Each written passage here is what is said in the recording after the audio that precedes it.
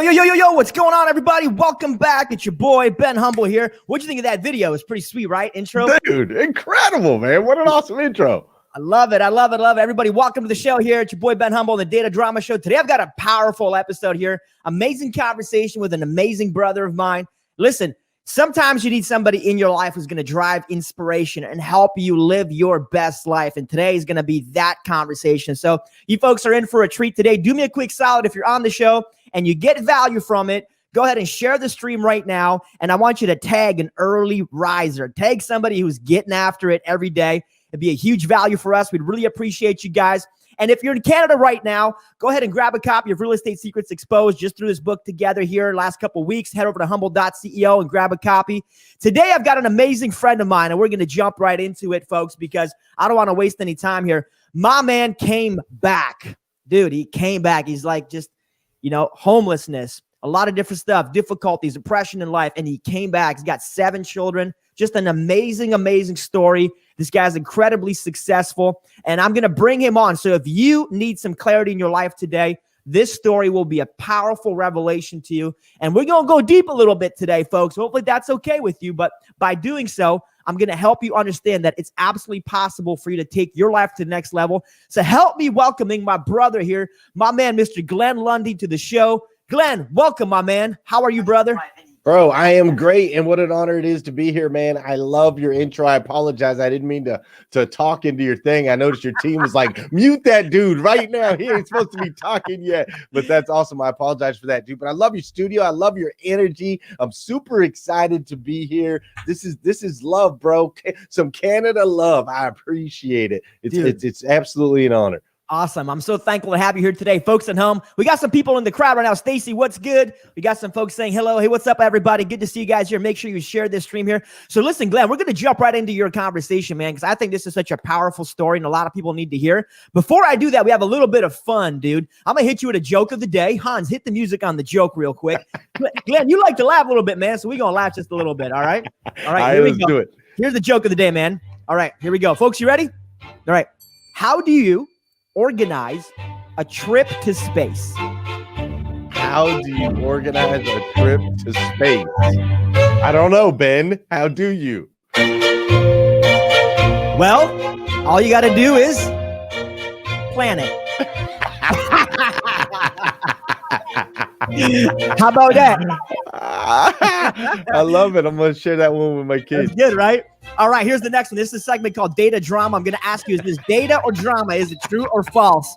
On this segment of Data Drama Show, small businesses averaged a revenue growth of 15% in 2019's first half. Is this true or false? Is it data or drama? What do you think, my man? Small businesses averaged a revenue growth of 15% in 2019's first half. I'm going to go with data. Data. What about you folks at home? What do you guys think it is? Is it data or is it drama today on the show? Let me know. Give me your thoughts here real quick. Come on now. What do you think, Sharon? We got Rob Bowley watching, Jameson Johnson, Jeff Baker, Chad Varner, tons of them. What do you think? Okay. What do you guys think? All right. Well, the answer is it is data. Yeah. The Cabbage Business Revenue Index showed across the United States, small businesses had a median overall revenue growth, 15.7% in the first half of 2019 calendar. So there you go. You folks that were right, now you got it. So congratulations. Let's jump right into it, man, because I'm excited about today, brother. Listen, I like to go deep and I like to be honest and transparent with folks. So I get excited when I have somebody who's got a phenomenal story because like we talk about here regularly, your story is what tethers you to another human being. So when when you've got a powerful story and you think, man, I went through so much oppression, I went through so much pain and suffering. The truth is other people do as well. And your willingness and ability to share that story with other people can truly impact their lives, which is why the story is so significant. So, brother, for folks at home who don't know, you run and own Rise and Grind. It's a large community, just a beautiful, beautiful mentorship community, man. And you've got over 30,000 people, members in this community right now on the Facebook page alone, right? And dude, I would love for you to just kind of jump into your story. And folks at home, you need to take some notes here. But could you just start really at the beginning and walk us through how did you get to Rise and Grind? What happened in your life, my man? Well, I mean, golly, Ben, that's you know, that's a big pill. That's a long path. But to be honest with you, the person that I was doesn't, the person that I was doesn't add much value to the world anymore. And I like to add value and not waste people's time. And so I'll kind of nutshell my past real quick and lead you up to hashtag Rise and Grind. So I grew up in Arizona originally, grew up over there, quickly jumped into the car business at an early age, dropped out of college to jump into the car business. And I was really, really good at it, man. I've always been a really good salesperson. And so I was really, really good at it. And I worked in a dealership that was ultimately what you would think about when you think car business, man. You think, long work hours and, some slimy people here and there and all of those things. Right. And that was the car business that I lived in that time. And so because of that, even though I was really good at selling cars and I was excelling in my career, my life outside of work was destroyed, bro. Like destroyed. So I had a little girl and her mom and I split up when she was 2. And she wasn't really a priority in my life. It was work, hustle, grind, make the money, sell the cars, go out, party, all that stuff. Just a lot of poor decisions. And so I lost custody of her when she was 6. And that's really when I had to take I don't want to say take a good hard look at myself because I didn't at that point, but I was like, I got to get out of here. I have to get out of this city. I have to get away from this woman. I can't stand the thought of walking around the corner and seeing my daughter and not being able to talk to her. So I got to go. And I hit the road, traveled over into California, Nevada, tried to play poker for a living for a while, all that good stuff. Didn't work out? It didn't work out. Okay. But that path led me to ultimately, here I am on the streets of San Diego, California, homeless, sleeping on buses, and ultimately I'd lost all hope. I'd lost all self-worth. I felt invisible. Man, I'll tell you, Ben, if you've never been in that position, the worst part about being homeless, it's not being hungry, it's not being broke, it's being invisible, bro.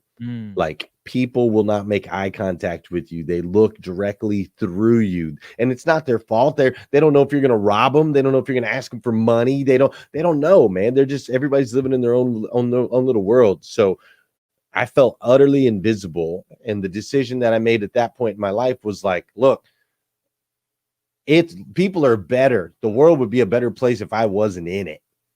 Was how I felt. And so I did attempt to ultimately take my life out there in San Diego, California. I swam out into the ocean. I'm not a very good swimmer, so I swam as far as I could, hoping that would be it. But ultimately I failed at that clearly. Otherwise, this would be the weirdest podcast you've ever done. Amen. If you were like interviewing a ghost, right? A dead guy. So clearly I was unsuccessful in that. And that's really when my life started to shift and turn around, is after I hit that point and I realized, wait a minute, I am the constant in all of these situations. I'm blaming all of these other people for all these problems in my life, but it's me in every single one of them. And that's when I decided, okay, I need to start figuring out, I need to get a better understanding of self and a better understanding of the spiritual side of myself. And I got to take responsibility for my results.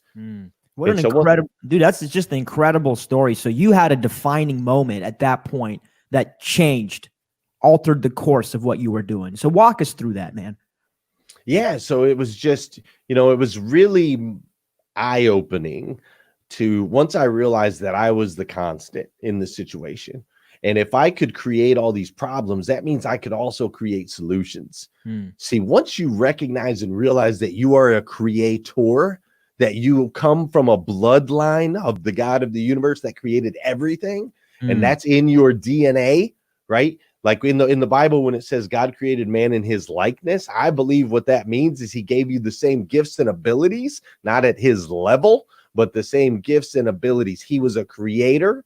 Therefore, we are creators. Yeah, that's right. We can create negative things in our life. We can create positive things in our life. Mm. It's ultimately where we put our focus, but we have these hands and we can mold our lives in certain ways. And so once I realized I was a creator and I had the ability to create both the goods and the bads in my own life, it took me on this path where I started seeking, okay, well, if I want good, I got to create it myself. And how do I do that? Well, I do that through self-development. I do that through spiritual understanding. I do that through relationships with other people. I do that by making an impact in other people's lives, right? Mm-hmm. So you went on a journey then. So you basically, like, you've come to this point, right? You have a defining moment. You start altering the way you think. And now you go on this journey of seeking, growing, investing in yourself, investing in relationships. What period of time? I'm just curious here, because I think a lot of folks, they get kind of stuck with this, and people love this story, like understanding what it took. What period of time did it take you to really start gaining traction and coming back from that? Yeah. So the timeline between that and really starting to make some moves I would say was about 3 years. Okay, this wasn't no overnight deal, right? So you're not get rich quick overnight. The moment no. You swim out there, you're like, oh, I'll make bank and come back. It took some time. It was a process. Yeah, it's a process, man. Because first you got to start breaking some old habits, right? Like it's just like anything else. You have to create the disciplines and develop this muscle right here. So I had to break some old habits. I had to travel and live in different states and try to figure out what I wanted to, where I wanted to plant my roots. Right. So I traveled a lot. I lived in a bunch of different cities. I lived in a bunch of different states. I tried a bunch of different things. And it wasn't until I landed in Kentucky. And even when I first landed in Kentucky, which is where I am now, I love Kentucky. And so I landed in Kentucky. I started back on a path that I thought was going to be a better one. And even in that path, I was making some poor decisions. I started my own company. I figured this out, Ben. I figured out that I loved poker. Okay. I loved it. I loved bringing people together. Thoroughly enjoyed that. I'm a very social person. There was no way for me to play poker and be around a lot of people without risking losing money. Naturally, that's kind of how that works. Okay. That's how it works. So then my brain said, well, how can I bring people together and still be around poker, but not have any of the risk, right? How do I become like the house, right? Right. And so that led me to create something called Kentucky Blue Poker Crew, which was a free poker league where bars and restaurants paid me to hold events, kind of like live trivia or karaoke or any of those things, except for we were playing poker. And so I created this poker league and I created a point system, and I didn't even have any money at this point, but I told everyone we're going to give away a $10,000 seat to the World Series of Poker. And we're going to keep track of points, and we're going to have a tournament of champions every month, and we're going to give away all these prizes. And so I started this league and it blew up, man. People started signing up like crazy. We're bringing people together. Bars were signing up. I started getting employees. Budweiser came on and sponsored us. We sent a couple people to the World Series of Poker. And so that season was kind of cool because I realized I could create and build, but I was still in bars and restaurants till 4:00 in the morning every single night. Let me drop this. I just want to reiterate and rugging on it. Yeah, one more. I got to reiterate the significance of what you're talking about. You talk about the creator created us to create, and you came out of nothing with no money. And you said, I want to be the house. How significant is it for us to create an opportunity for ourselves out of nothing? See, we all think we need all these resources and all this stuff to create, but it only just takes a creative imagination and a willingness to do stuff that other people aren't willing to do. So I love that you would just, boom, I have a passion for poker. I have a passion for people, bring them together, start a league. Some people say, man, you got lucky. You got Budweiser on. You got this. But the truth is you put it in. Dude, let me tell you how I got Budweiser on, bro. Beautiful. So I knew that if I was going to have the biggest poker league in Kentucky, I had to have the biggest sponsor. I also knew if I didn't get a sponsor quick, I wasn't going to be able to pay for this $10,000 fee that I had promised everybody. So there was some desperation to that. But here's how I got Budweiser. So the Kentucky Eagle Distribution Company right here is Budweiser. That's where it's manufactured here or distributed here in Kentucky. And so I figured that out. I figured out the people that I needed, like who was in charge of sponsorships. And I called, right? And I left a message. And then the next day I called and left a message. And the next day I called and left a message. And I continued to call and leave messages. When I wasn't getting any response, I started going to Kentucky Eagle. Once a week, I'd show up at the door and I'd knock and I'd say, hey, can I talk to so-and-so with sponsorships? I want to talk to him. Well, if he wants to talk to you, he'll come to you. Okay, great. Thanks. So once a week, I would show up and ask. Every day I would call. And then once a month, I would send a letter. Here's what I'm doing with my company. Here's how we're growing. Here's the different bars and restaurants that we're in right now. You should look at their sales volume of Budweiser when I'm there. I'm telling you, I can be an asset. You should be my sponsor. So I did that for a year. Wow. One day a week at their door, calling every single day and dropping a letter once a month. And after a year, I was holding a tournament one night at a place called Shooters. And as I was holding the tournament, this guy named David Hester walks up to me. Sorry, I don't know why my phone's on like that. This guy named David Hester walks up to me and he says, how do you play this poker thing? And so I break down the rules and everything, and he's all into it. And then he pulls me aside and he says, I'm actually David Hester with Budweiser. And every bar that you're in, our sales have gone up. And so we wanted to talk to you about a sponsorship. I said, dude, I've been trying to get you guys to talk to me for a year. He said, Budweiser, you don't go to Budweiser. Budweiser comes to you. Boom, look at that. Yeah, man. So that's how I got him. So persistence, man. You stayed on it for 12 months. And folks, what's significant about this is how many times do we think about these great ideas, but we can't stay on it for 12 days. Right. See, a lot of people conceptualize the idea, my brother. They're like, oh, I thought of that first. I thought of Facebook before that Mark dude, right? I thought about all this stuff before this person, but it's not necessarily about what you thought up. It's about what you execute on. So I love that, like, that narrative pushes you. And I want you to keep going on this because this leads to a pretty cool story. So beyond this, okay, so you get the Budweiser sponsorship. Now you're moving into the car sales thing. 800% grind. Talk to me, man. So just transition us into that if you could. Sure. Yeah. So ran the poker league, was killing it, blew it up, largest league in the state of Kentucky, walked into a bar one night, saw this girl behind the bar, was like, I like what I see. Okay. Fast forward. She didn't do this. It wasn't like that. Bro, it was good. All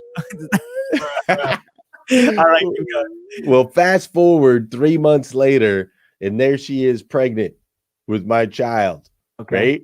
Quick, like this. I'm like, uh-oh, here we go. And she quickly is like, hey, dude, you can't hang out in bars and restaurants till 4 o'clock in the morning every night. I need you to get like a real job. You're going to have to become a real boy. Right? What was your reaction? What was your reaction to that?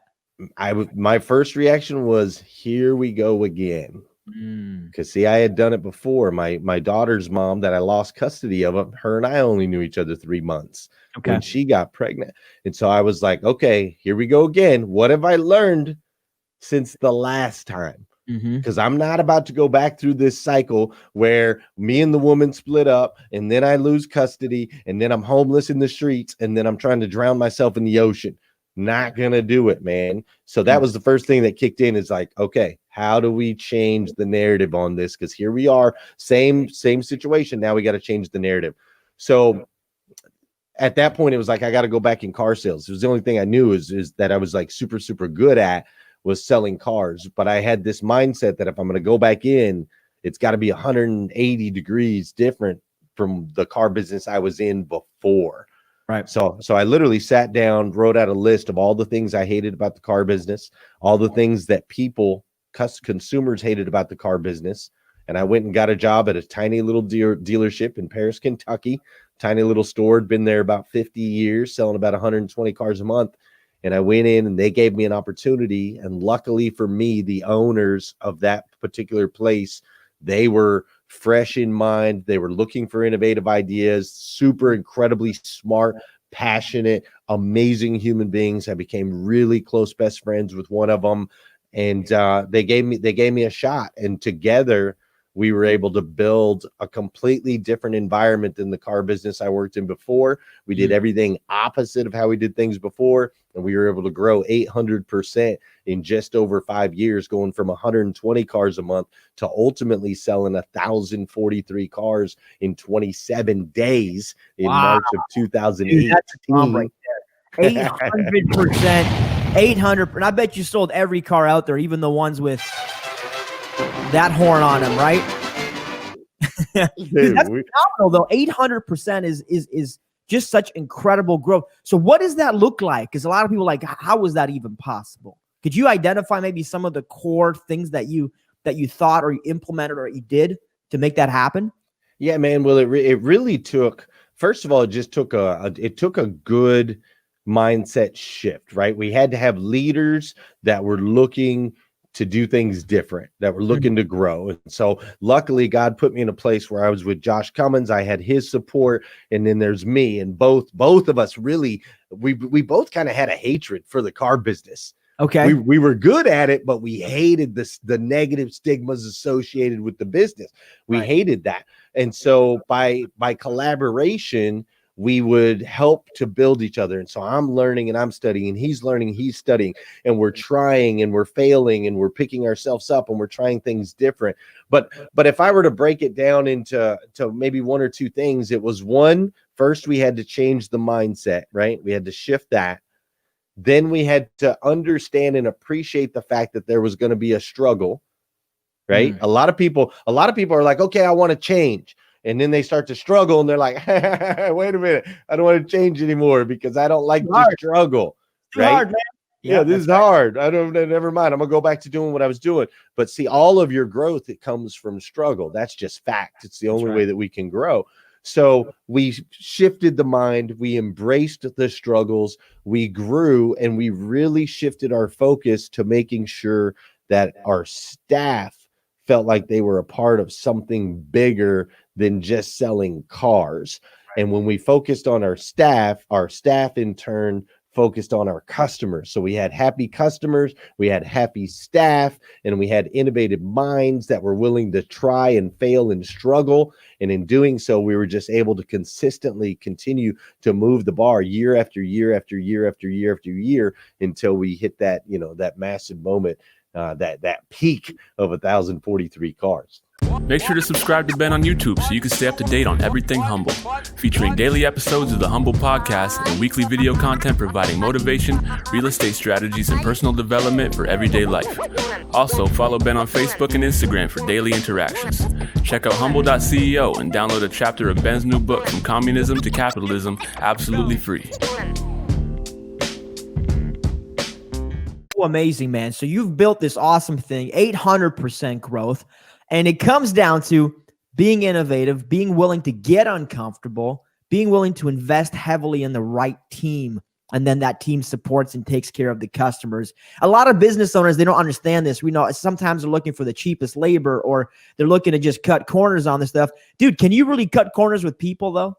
Dude, you can't, man. Lou Holtz said it best. Dude, Lou Holtz is the winningest basketball coach in college basketball. And Lou said, I'm sorry, football. Did I just say basketball? Football. And Lou said, he said, I've won a lot of championships. He said, but it's a whole hell of a lot easier to win championships with championship players. And that's just a fact, man. If you train and develop, look at the Patriots. They don't ever have the number one draft picks. They don't ever have the most athletic guy in the league. They never have that. They have a team of champions that have the mindset of a champion, the discipline of a champion, and the training of a champion. And that's how they win championships. So focusing on your team, getting the top players, recruiting if you have to, spend the money, pay them more than market so that they don't leave, so that you don't have a revolving door, build an environment that's conducive to their needs and their wants, dude, and they'll run through freaking brick walls for you, man. Yeah, it's amazing. They got to believe it. They got to believe in the mission. And you and I, we've got some mutual friends, Judge Graham and Matt Monero. We both been in contact with them, been to their events, and really learned about, I really had my eyes open on how significant getting the right people on the right page are. But I think it starts with you, man. It starts with the personal development that owner or that individual has to undergo to recognize these things. So talk to me about Rise and Grind. It's such a beautiful movement. And I'd love for you to share your heart on this, because it's just translate us over into that piece there and talk to us about the meaningfulness of this entire movement in your mind. Yeah, man. So I was I started with the dealership for marketing purposes. I started really working on the social media side of things, so that we could get organic reach to help us sell more cars and really brand our store and brand our people. And so I took the lead on that, and I became kind of the face of the dealership, the face of our social media. And I started gathering attention and followers, especially in the auto industry, because we were growing like crazy and we were just doing things so different than anybody else in auto. So I started gathering this people and this audience, and Robbie Toomey, who's one of my sales managers, Robbie Toomey was telling me, he's like, dude, you have incredible energy. You're super positive, so on and so forth. He's like, you should do like some type of like morning show where you can spread, motivation and inspiration and all of that stuff. And so I started looking at that, and I'm like, okay, it's one of those moments again where I'm like, okay, what resources do we have, and how can that be beneficial? What can we create? And so I thought, well, from a marketing standpoint, science has shown that the brain is most active in that first hour of the day. People consume whatever information they consume in that first hour of the day really sticks, right? Mm-hmm. The brain just wakes up hungry. So I was like, from a marketing standpoint, if I show up every morning and I say, hey, my name is Glenn Lundy, I'm a husband to 1, a father to 7, and the general manager of Dan Cummins Chevrolet and Buick in Paris, Kentucky, the second largest used car franchise dealership in America, it's 5:30 a.m. and I hope you're ready to rise and grind. I love that, man. Dude, I got to drop on that.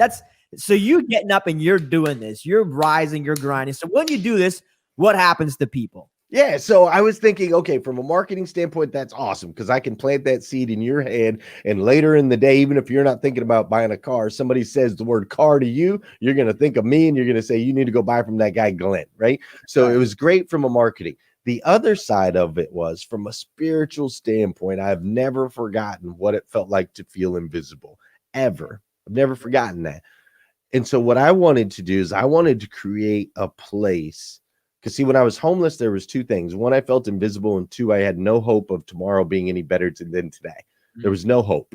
Yeah. And so what I wanted to do is create a place where I could give people something to look forward to. If you feel invisible, if you feel like you're not a part of something, I wanted to be the safe place. So say, for example, Ben, you're having a rough night. It's 10 o'clock at night. You're depressed. You're alone. A lot of things have gone wrong. You're like, you know what? You maybe start having some awful thoughts of how you don't have worth. You don't matter. Those types of things. Then I want to pop into your head and go, well, but you know what? If I just wait till 5:30 tomorrow morning, Glenn's going to be there. And he's going to say my name on the show. He's going to say good morning to me. Right. And he's going to see me. Nobody else sees me, but Glenn sees me. And that alone makes such an impact to give people hope for tomorrow and then to help them feel seen. So I saw that I could do the 2. I could market the company and grow that, and at the same time make an impact in people's lives by offering them something to look forward to and then recognizing them after. So I started this morning show 5:30 a.m. The reason it's 5:30 is because I had to pick a time that I could guarantee to be there no matter what, that my kids wouldn't be in the way, my wife wouldn't be in the way, my life wouldn't be in the way. Because the last thing I want to do is say, hey, Ben, I know you're counting on me to be there and then not show up, right? Then you're like, well, just great, right? It's even worse. That's right. So that's what I did. I started doing it, and now we've done 593 episodes of #RiseAndGrind. We've created a clothing line. We created a group that has over 30,000 members. We've had events with hundreds and hundreds of people have come together. We've raised money for charities. We raised $110,000 in 24 hours once to battle human trafficking, things like that. So God took this little 5:30 a.m. show and has turned it into, really this global phenomenon that has just made an incredible impact in my life, as well as thousands of others. It's been crazy, dude.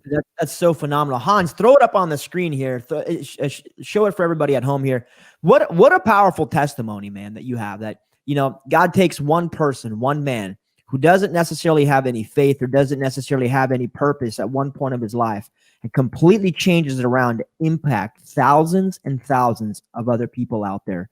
And that's what's so meaningful about this. And folks, really, whatever the excuses or wherever your mind is and heart is at today, the truth is you've got so much worth and value. You just have to make a decision to live in faith and pursue that. And I just think that's so powerful. So now you've done. So are you doing it every morning? How often is the show? Let the folks at home know, because that's a lot of episodes, brother. That's a lot. Yeah, man. Monday through Friday, 5:30 a.m. So I started in like the utility closet of my house. Okay. And I like to let people know that as well, right? Now I have this big, fancy, nice, studio, but I just started like upstairs, utility closet. Here's the water heater. Here's me. I've got like a phone, or a little like webcam and a little light. And I just started going live, dude. And at first it was just like, I didn't even really know where it was going or what I was doing. I just wanted to be there. And then over time, it has just evolved and evolved and evolved.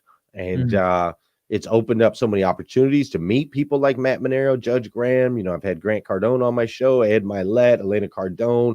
I interview different people every Friday. That's been incredible. And, Eric Thomas, the #1 motivational speaker in the world. He's been on my show 3 different times. And it's just, it's amazing, man. And ultimately I ended up quitting my job after 8 years working at the dealership. I ended up walking away from that because I felt like God was saying, hey, bro, this season's done. Like you did everything that we needed to do here. And now I want you to go out and make an impact in even more people's lives. So I walked away from that and created the 800% Club, which is where now I work with dealerships all over the country and starting to work with the dealership up in Canada as well. Okay. But I'm working with, that's right. But but I'm working with dealerships all over the country, helping them create the cultures and the environments to where they can grow, both in, grow, scale, not just in volume of cars, but of course profitability, but also grow and scale their leadership teams and their employee retention, things like that. So let me ask you this, something I want to dissect in what you're saying, because it's such an interesting, parallel and journey that you've got. But you started in a closet. So many people, I think, are looking for perfection, or they're looking for, when I have this, I'll do that. And it's that kind of mindset where almost like it's not good enough. It's not ready. I'm not ready. You just started in a broom closet. I'm guessing you probably didn't have a whole lot of viewers in the first couple episodes, right? No. Okay. So what is that willingness to just start? Because I think that is probably the key ingredient. Grant talks about the 10X. A lot of people talk about action, just taking action. Sure. Isn't it just more important to take the action and figure it out as you go, a ready, fire, aim approach versus trying to get it perfect? Dude, you gotta, it's not gonna be perfect until you perfect it, period. And the only way to perfect it is to experience it. So one thing about going live is, especially why I do my show live instead of recorded. One thing about going live is every time you go live, you have to look directly at yourself as the words are coming out of your mouth, right? Yeah. And scary. So, yeah. I mean, it's a little bit scary in one sense, but it also really forces you, like, if you're going to say it, you better live it. Right. So with a pre-recorded video, I could say something and then go back and go, oh, well, no, I mean, I didn't really mean that, or that was a lie, or that's not me, or I'm going to take that out, or I'm not going to follow through on that. Whereas, when you're live, you really got to stand behind it. So the most incredible part about Rise and Grind is the development that I've had myself individually. Yes, we've impacted thousands and it's grown and it's really incredible, but God has used this to create something in me that I didn't even know existed. So when I started 2 years ago, it was like, oh, I'm just going to go live real quick and I'll do a little thing. And I don't even really know what I'm doing. I'm in my utility closet and I'll just start. But then all of a sudden I get a message from somebody who says, hey, Glenn, your show today changed my life. Yeah. And then you go, whoa, wait a minute. Hold on. I want to do more of this. That was kind of cool. That's kind of cool. I made an impact on somebody. I want to do more. And then you get another message that says, hey, dude, I really needed your show today. The timing on it was perfect. The words that you said, just incredible. And that's when you go, okay, wait a minute. All right. All right. All right. There's something to this. I think I want to do a little bit more of this, right? And then you start looking inside and going, okay, am I really living out the things that I'm telling these people to do? Because I don't want them to start to trust and get involved and connected in a relationship with me if I'm not going to be honest and truthful to myself. So now I'm making little tweaks and adjustments. If I suggest it to you, I'm going to do it myself. You know what I mean? Those types of things. So then I start to get stronger mentally, physically, spiritually, and people are growing. So as you teach, that's where, and you're ultimately never going to perfect it. I just found out my software I've been using for a year and a half. I just found out that I could bring guests in with my software. And this whole time I've been using Zoom, right? Like I'm constantly learning new things, which is crazy. So I just would tell people, start. You don't know where God's going to take it. You don't know who you're going to make an impact in their life. Once you get that very first win, it becomes an addiction. Then you will start to look yourself in the mirror and your own character will develop as well as your skills every single time you press the button or every single time you do the action, whatever it is that you're afraid. Just start today, screw it up, fall flat on your face, struggle through it, get better. I love that. Let's discuss that, what you just said. I think it's really important. You never know who you're going to impact, number one. People are always watching, whether you realize it or not. You know, it's like when you have, 4,000 views on something you put out, but only like 6 likes and 1 share. Right. Okay. People see it. They just don't say much about it. Sure. You never know, because this happens to me too. And somebody will say, dude, that was so powerful. The one thing that we think is insignificant could be the words that somebody absolutely needs to hear that day. And I don't think we can ever try to predict. We just need to put it out there. Put it into the ether. Put it into the world. Leave your positive energy and your advice and your information and who you are. I believe in being a light in the darkness. And if you're a born again Christian like myself, it's like just be that light. You don't need to prove anything to anybody. Just be a light in the darkness and people will resonate with that. So talk about the impact, man, because I think people don't realize what you do really matters. What you say really matters. And at some point, when you start doing this on camera, it really helps develop your integrity. Because if you're living in truth and you're telling people that you need to do X, Y, Z, and you're a person of integrity, you're going to be challenged and convicted if you're not living in that truth as well. So it almost forces you to level up in your personal development. You don't have a choice. So like, be positive and love the world. Then you go home, you're like, yeah. And that's your life. Like, I don't know why I pressed that one. But I like that though. It fit. But if that's your life, I mean, you can't, there's only so much before you feel a conviction where you're going to stop saying it or you recognize you being a hypocrite. So it really does matter, man. Would you talk about the impact? Because I think people don't really understand, like, oh, it's just me. What I have to say isn't that important. But it really is, though, isn't it? Dude, like, God is so cool. Like, he's just so cool, man. He has this gift and ability to use anything and everything, right? Literally anything and everything. Coronavirus, thousands of people are dying, complete lockdown, and everybody's like, oh my gosh, the world's coming to an end. And then now everybody's going, hey, this has kind of been nice. I've spent a little bit more time with my kids. I realized that that's actually really valuable. You know, I didn't realize how much I enjoyed the fact that I could see my parents and go visit my grandparents. Man, it sure would be nice to just be able to go out to dinner. I would really appreciate that right now. He shifted all of our mentalities and reminded us of the things that we should be grateful for and reminded us of the things that we've forgotten along the way. He took a pandemic and has used it for so much good. We've all seen it, right? Everybody's seen it. I don't think anybody can disagree with me on this. And yes, it's been scary. And yes, there's been stuff. But if you really look at it, God took something so crazy as a pandemic and has used it for good. And that's what he does. He will use literally every single opportunity that he can, as long as you give him the opportunities. When you refuse to push record, when you refuse to make that post, when you refuse to show your authentic and true self, when you refuse to do that, you're limiting the opportunities that God has to use you to make an impact in other people's lives, bro. That's right. That's right. I've had people on my show. I've got messages from people. I got a message from one guy. One guy told me, Glenn, I was sitting in my car with a gun ready to kill myself. I went onto Facebook so that I could say goodbye. He was going to make a goodbye post on Facebook. And when I went onto Facebook, it popped up on your show. I clicked on it and you said my name. And when you said my name, it made me realize that somebody sees me, and I decided not to kill myself in that moment, right? It wasn't even what I was saying. It wasn't even the whole message. It wasn't that the message was perfect. It wasn't that the studio was perfect. It wasn't that the lighting was perfect. It wasn't that the sound was perfect. It's that I was there and he was there in that exact moment, that split second.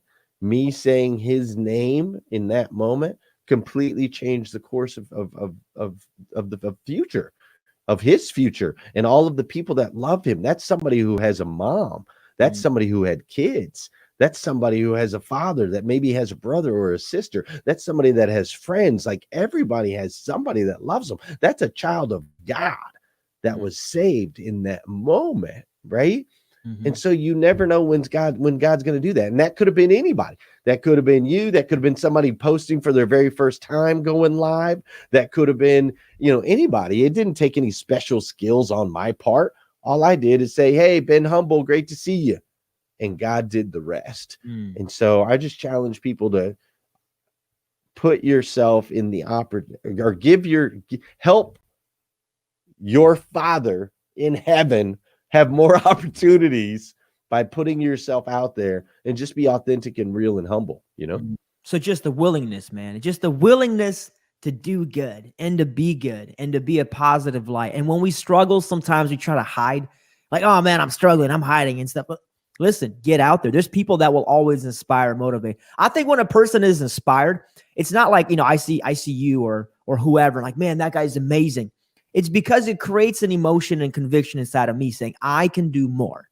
I'm better than what I'm doing today. I've got more opportunities in my life. And the fact that I see another person who's maybe living in their calling more, it reminds me that I can do better as well. So when you see other people, you've got kind of two options. You can criticize, or you can appreciate that somebody's living in their journey and say, wow, you know what? That's amazing. Good for him.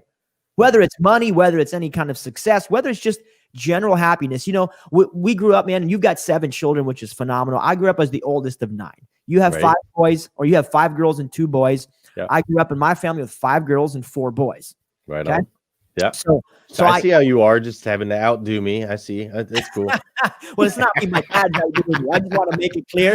Okay, my dad is outdoing you. But I mean, they were in your pops. They were in a communist country, man, and there's not a whole lot to do down there, right? No cable television. So I'm gonna put it out there, okay? That's my joke of the day. Okay. But my point is, like, when they came here, they didn't have anything, right? They came here with a willingness to work, and they ran and fled that country. We did, actually, as a family, on foot to escape, to try to get to a refugee camp, which we made it. A lot of other people didn't. They got stuck. They got sent back, went to jail, or the other thing. So when we finally made it there, and it took us almost 9 months to get reunited with my brother and sister who had to be left in Romania. Right. All my dad had was a willingness at 27 or 28 years old to say no. And we look at what we have and we focus on what we don't have today, which is so significant to me, because imagine this right here, but imagine there's no food anywhere. You have to stand in bread lines. There's armed patrol everywhere. We're in the middle of a war. Add all those other elements and you get a sense of what communism's like. How can you not be so appreciative? See, I asked my parents today, I said, Mom and Dad, are you guys afraid of this whole COVID thing? My mom's like, oh, I get to be home with my family and we're not running around doing anything and nobody gets to waste time. Like, she is happy with the fact that she can come together with her family because we're so used to working and grinding and all this other stuff. So making time. You have 7 children, man. For people that say, hey, man, this sounds great. You can get up at this, but you have 7. What about people who say their family's their excuse? Hey, I got no time. I'm self-sacrificing for my kids, so I can't do this. Or I'm making this as an excuse or a priority, so I can't be successful. I can't rise and grind. Can anybody rise and grind, in your opinion? Of course, anybody can. And here's what I would say to anybody that says I don't have enough time. Here's what I would tell you. Hey, it's Ben Humble. Thanks for checking out the show. If you like what my guest is talking about and you're getting massive value from it, then scroll to the bottom, open up the description, and follow them on social media. Support them, connect with them. Just scroll down there, click the link, and let's roll. Stay humble. When I was working at the dealership, tops in the country, right? Second largest dealership in the country. When I was working there and I was the head guy, I was at the top of the food chain. I was working like 70 hours a week. I was leaving my house about 6:30 in the morning so I could go work out. I was leaving my house early. I was going to work and I'd get home around 9 or 10 o'clock at night, right? That's why I just do the show at 5:30, right? I had to do it at 5:30 so these other things didn't get in the way. I started doing the show. I ultimately ended up leaving my job. I now have breakfast and dinner with my children dang near every day, unless I'm on the road, unless I travel. Yes, I work harder than I ever worked before as an entrepreneur. I own my own business, and so I'm constantly working and busy, totally super, super busy. But I now have more time because I stepped out and did the thing. Like I made time to do the thing that God was putting on my heart to do. I made the time for it, right? I made the time to step into what I felt was my purpose and my calling. So that meant I had to wake up at 4 o'clock in the morning. I had to wake up at 4 o'clock in the morning so that I could do a show at 5:30 in the morning, so I could go to the gym at 6:30, so that I could get to work at 8:30. Now I still have to wake up at 4 o'clock in the morning because I do my show. But now I do my show, then I go work out, then I go back home. And I have breakfast with my family, dude. The kids are all just starting to wake up, and we hang out and we play, and I give them rides and we do all that stuff. And then after we have breakfast, then I'll go take a shower and I'll take my time. And if my wife wants to do a Bible study, or if my wife needs to do something, she does her thing. And then I'll go into the office and I'll stay in the office, and then I come home and I have dinner, right? So by stepping into that space that I didn't have time, it ultimately gave me a life where I now do have time. Does that make sense? Yeah. So it's kind of like Dave Ramsey says, you got to live like no one else today so you can live like no one else tomorrow. There has to be, and you mentioned this earlier, so I want to touch on, is seasons. There's seasons in our lives, and a lot of us we're rushing to get to the next or the end of the chapter. We're trying to perfect today. I heard somebody say one time so beautifully that everyone is trying to perfect the rough draft that's being written, instead of just living in the rough draft. Like the final draft hasn't been polished or edited. We're in a rough draft of our lives. So if there's a season right now where you're like, man, I don't have any more time. Listen, if you're willing to put it in, and it might be 6 months, a year, 2 years, 5 years, it's different for everybody. But if you're willing to go through a season, one time in the future, you're going to be able to create your own time. But you have to, like, I think like a farmer, you got to plant those seeds, my friend. Then you got to cultivate. And then you're going to reap the harvest. But if you're not planting seeds and you're not cultivating, there's no harvest to reap. So what I'm telling you is spend the time now. Whatever sacrifice you got to make the sacrifice. But here's the truth. We spend a lot of times being busy, brother, not productive. That's right. So a lot of us, we're watching Tiger, Lion, Prince King, or whatever this thing's called, right? Like we're watching Tiger King or instead of like doing the things that we could to invest in our business. Sure. So talk about that, man. Like I think we all can make concessions. I think we all can find the time if we simply prioritize that it's important. Yeah, you got to prioritize it too. And also, I believe wholeheartedly with every morsel and ounce in my body, I believe if you change the way you start your day, it'll make a massive impact in your life. Truly believe that.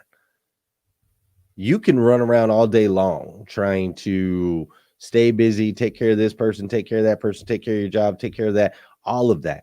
If you don't spend some time on yourself first thing in the morning, then you're basically you're going to run at like 60% all day, right?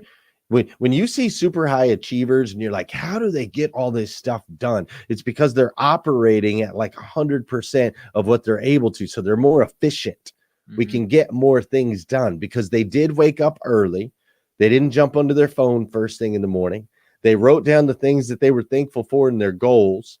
Then they took care of themselves physically, right? So they've filled their own cup first. You'll notice that all success, every book you read, everything you study. I wrote a book on this called The Morning Five Simple Steps to an Extraordinary Life.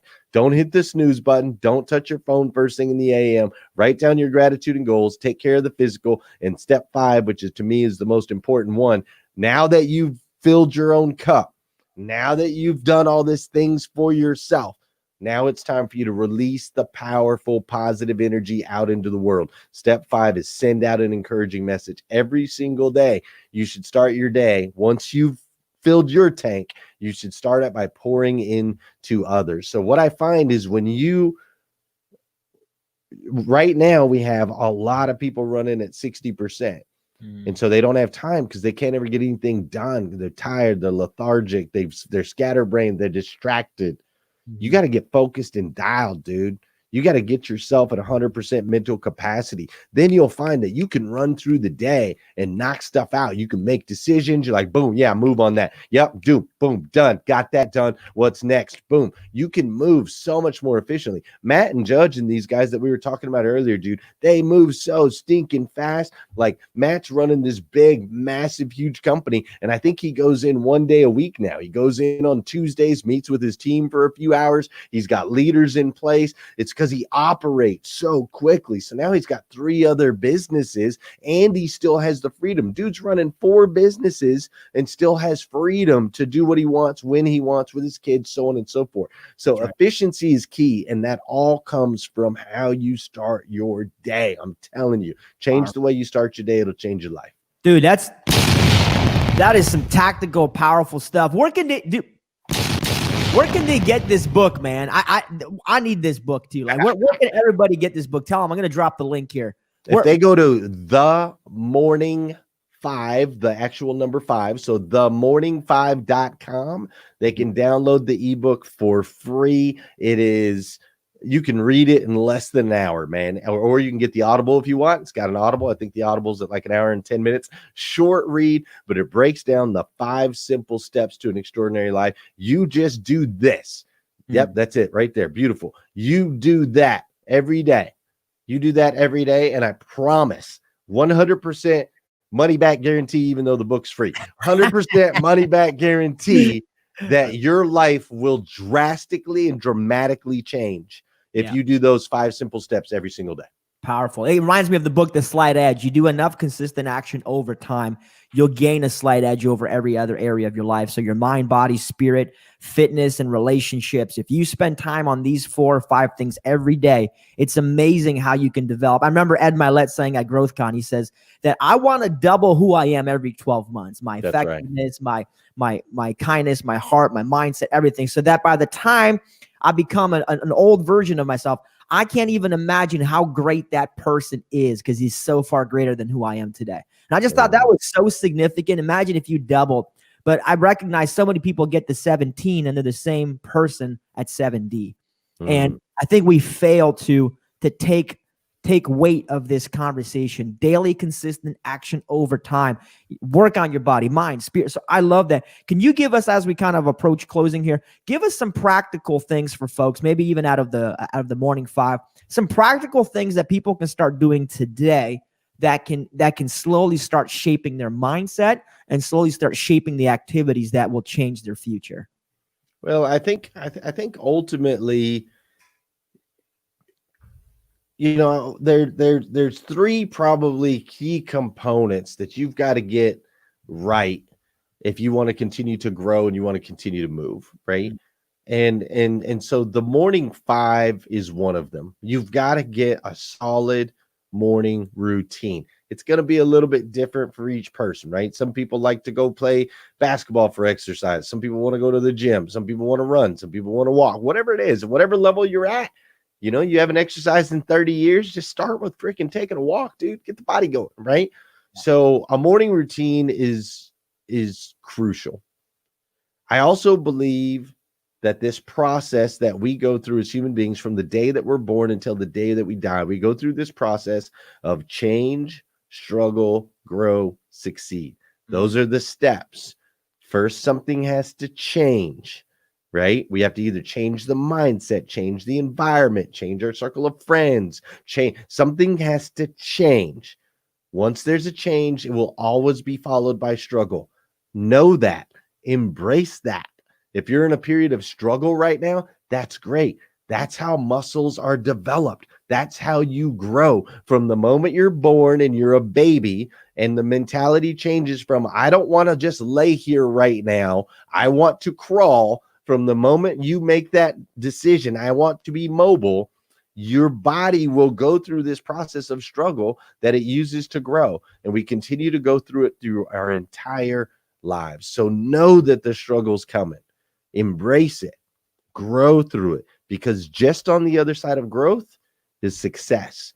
There is no success without growth. There's no growth without struggle. And if you're not struggling, then something probably needs to change.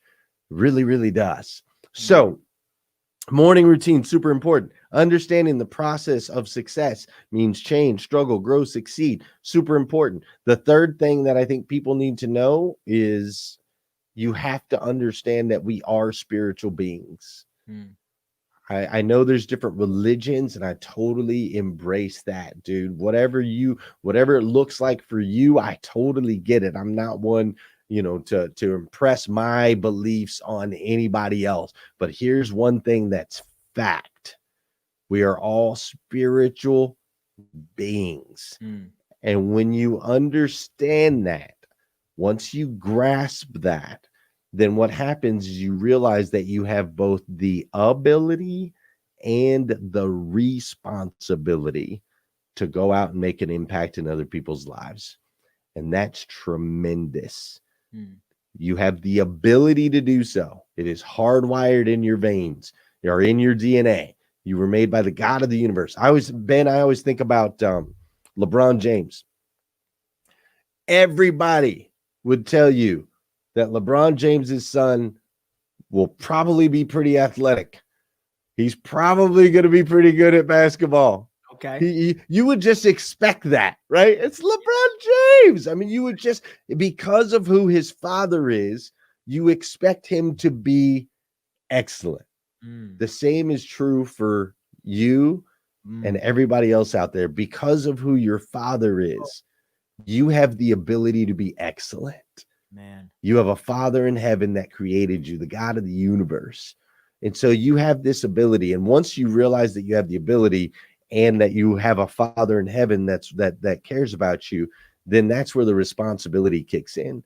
See, I used to kind of understand that I had the ability to move people, but I didn't have a spiritual understanding. So I moved people down the wrong paths. People would follow me off the edge of a cliff. They'd follow me to the casino. They'd follow me to wherever I needed to go. I always had that gift of leading. I just led people down the wrong way. So it wasn't until I got a spiritual understanding that shifted. Okay, wait a minute. Not only do I have the ability, but I have a responsibility. I have a responsibility to make a positive impact in people's lives, not a negative impact in people's lives. And so those three things, taking care of your morning routine, understanding the process of success, and realizing through and through that you are spiritual, you're a spiritual being, uniquely made by the God of the universe, the God who made everything, made you to be the best version of yourself that you can possibly be. Get those three things in line, bro, and sky's the limit. Dude, I'm going to the NBA right now. I love that, man. So well articulated and just so much value there. I really appreciate that. And, I think it's a privilege and a responsibility to be in a position of authority. And, I think God grants us each authority to do significant things for him. And you know what, dude, your mind and heart is just amazing to me, man. So this has been a powerful conversation. I know the folks who have been listening have been very much impacted. We got some folks, Stacy, we got Marseille, we got Bob and Natasha, we got a whole bunch of folks, Douglas. We got folks in here just dropping all kinds of comments and love. Folks, make sure you please connect with my man. Please head over to Rise and Grind, join the group, participate, grab that book. It's such a powerful book, themorning5.com. And me, folks, I'm not here I don't get paid to do the show. I'm not like promoting people just for the sake of it. I'll promote the people that I think can truly help you in life. And I think the people that are on amazing journeys and that you really need to connect with. And I think my man, Glenn Lundy, is one of those guys. So folks, please connect with Glenn.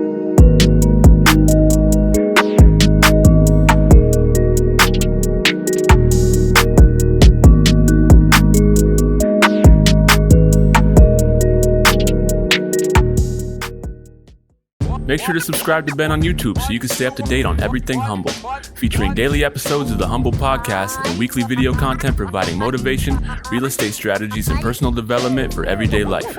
Also, follow Ben on Facebook and Instagram for daily interactions. Check out humble.ceo and download a chapter of Ben's new book, From Communism to Capitalism, absolutely free.